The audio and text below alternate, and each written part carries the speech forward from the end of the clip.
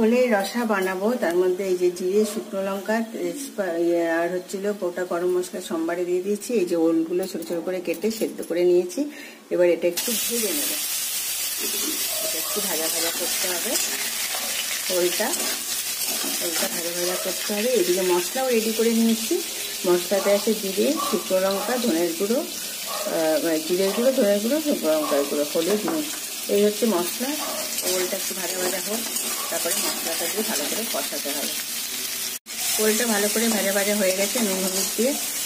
এবার হচ্ছে এই মশলাটা দিয়ে দেবো। আজকে এটা নিরামিষই করবো, নিরামিষ ওলের রসা ঘি গরম মশলা দিয়ে।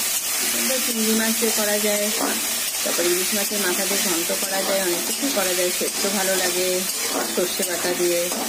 তো আজকে নিরামিষ বানাচ্ছি। মশলা দিয়ে ভালো করে কষানো হয়ে গেছে। এবার একটু জল দিয়ে দেবো। মশলা ধোয়া জলটা দিয়ে দেবো। সেদ্ধ করা তো টাইম লাগলো না, কিছুক্ষণ অল্পতেই হয়ে গেল।